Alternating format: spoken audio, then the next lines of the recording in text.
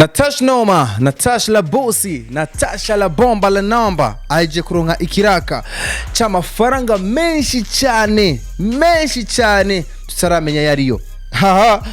Okay, ni ku munsi wejo aho yapostinze kuri account yiwe ya Instagram Natasha Burundi, aho yapostinze ifoto yerekana ari mu biro like ibintu nk'ivyo, ariko kandi acha yandika caption ivuga iti caption yiwe yanditse avuga ati welcome at Eden Microfinance contact, ashaka kwita nimero ya telefone hajya ati l'ambassadrice with Alice Irankunda. Okay, sawa, niko yanditse bisigura yuko Natasha aje kuba ambassadrice canke umuserukizi wa wino microfinance ni Eden.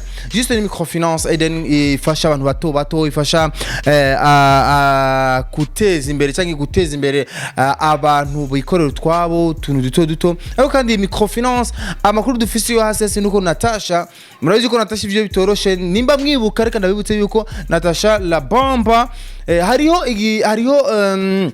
hariho show igeze kuhaba nganye mu Burundi, muravyibuka, yari show ya Prix Musique aho bamuhamagaje kugira bamuhe ikiraka cyo kuririmba juste Prix Musique agire tour igihugu cyose, azunguruka igihugu cyose ariko aririmbira bene igihugu. Biranka Natasha, biranka bivanye n'akanoti yabasabye akanoti kenshi cyane, ati jewe rero kugira bikunde ndabaririmbire, kugira bikunde turirimbane, jewe ngiriyo tour nuko mamahera menshi. Urumva mu mafaranga ashaka kwababa nujya mutumire, mushaka gutumira ajya ava mu gihugu cyo hanze. Muravyuka yuko Diamond Platnumz nico gihe Prix Musique yazanye Diamond ga mu Burundi, aho bashaka yuko bo muzana ga mu Burundi hanyuma bakorane final ya Prix Musique. Ariko rero Natasha aravuga ati Jevrem makuru ndabafite nuko amafaranga mwamuhaye Diamond ni menshi kandi nitwobipfa, ariko ico nshaka nuko nanje mwaka noti gafatika kuko nanje mu gihugu cy'wanje.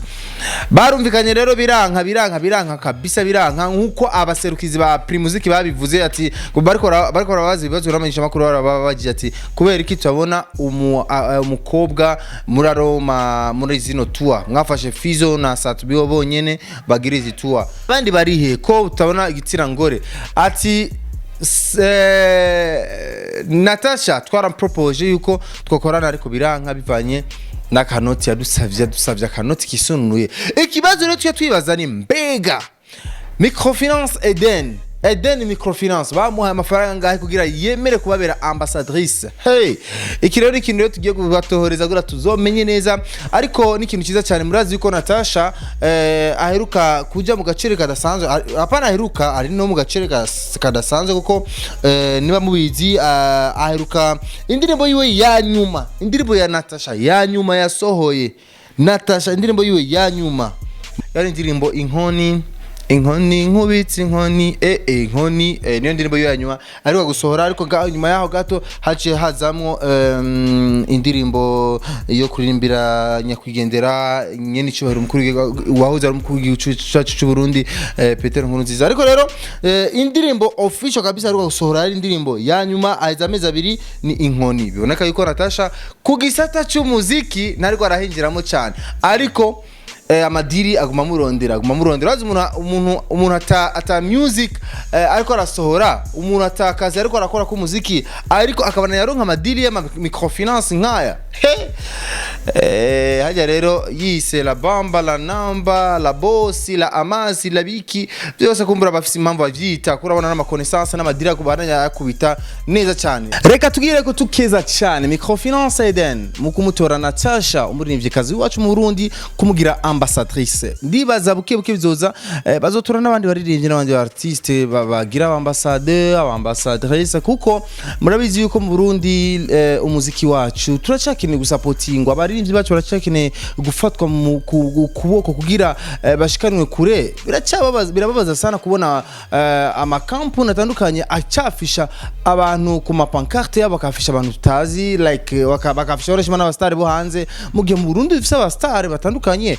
Mufate abandi ba artiste batandukanye kugira ngo bagire abambassadeur abambassadrice b'amakampuni yanyu, niho umuziki wacu eka niho abaririmbyi bacu muri rusangi bazobandanya batera imbere cyane. Microfinance Eden kuri big up. sana mbana mwiterera imbere Imana ibahezagire cyane kuba mwafashe Natasha ariko turizera ni kuza yuko mugiye kuba akarorero ku bandi no kuyandi makampuni no kuyandi mashirahamwe yikorera utwabo gufata abaririmbyi gufata abastar biwacu bakabagira abambassadrice niryo teka mbabateye kuko nimwibagize cyangwa nimwirengagize yuko aba artiste bacu bafise abafana benshi babaraba bafise abafans benshi cyane babakurikirana rero iyo mubatoye bakapostinga ku ma platform yabo abantu benshi barayibona raba n'ibinyamakuru birafata n'abamisha makuru barafata ama post yo muririmbyi bakayapostinga so bapostinze bakacenye bakabivuga ko nkuko nyene twe tubikoze bituma makampuni yanyu yamenyekana cyane avugwa cyane ku binyamakuru bitandukanye mugasanga muko munaronka publicité mwari kurira ama miliyoni menshi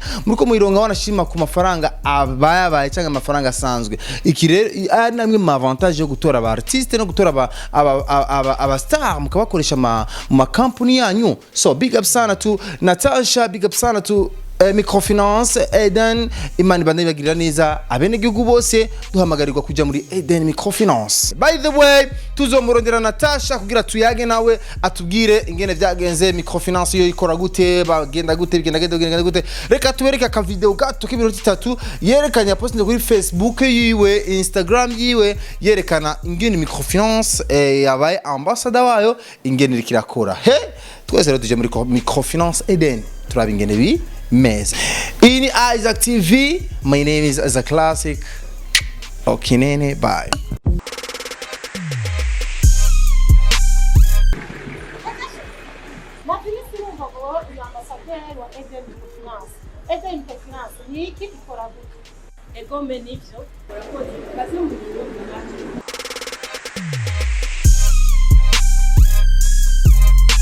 Eden Microfinance nishira hamwe ryo kuziganya no kugurana ifasha abene gihugu kwiteza imbere. Ihangiro ryacu ni gufasha abene gihugu mu kurangura imigambi yabo no kubaha ingurane ukanyungu katangana.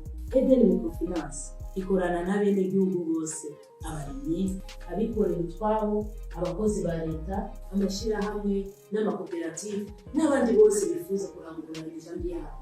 Tutibagiye na cyane abakenyezi n'ugwaruka bahurikiye hamwe. Madame, muri Eden Microfinance ikorera ahantu heza cyane kandi bakira abantu neza igabakereje. Nifuza kuba umunywanyi wa Eden Microfinance ariko simba hafi mukorera hehe na hehe? Murakoze cyane madame, nkuko mubibona dukorera hano i Bujumbura ariko turiko turugurura amashami mu Burundi bwose.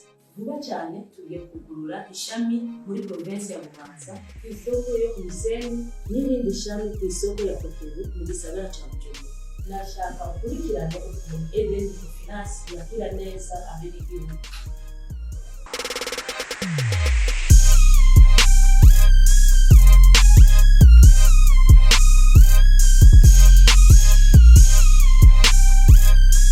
Okay.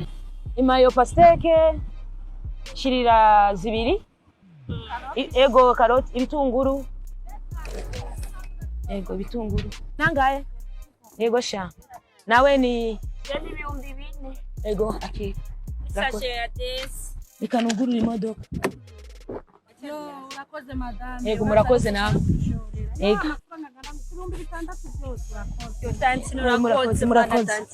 ego namwe murakoze musubize ego rero mugoye niki kandi hariho Eden Microfinance murashobora kwiyungunganya ikabashigikira mu kwiteza imbere. aho hantu nihe murashobora kubashika ego cyane Eden Microfinance ikorera muri ville Avenue de la RDC numero 5 arabana na Boucherie Charcuterie Nouvelle mbere ndashobora no kubajana barabakira neza mu modoka yawe. ego muri Eden Microfinance nitwinubana.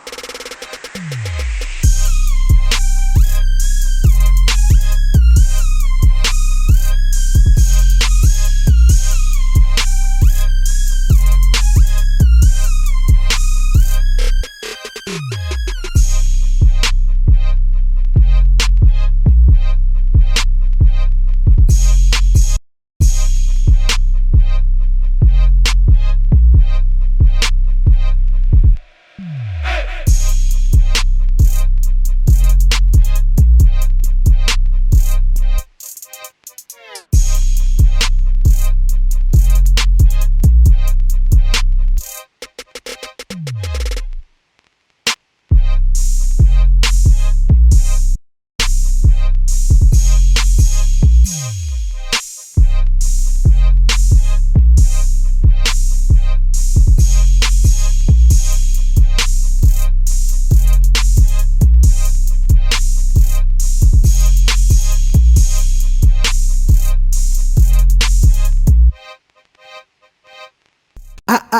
Isaac TV. Oh.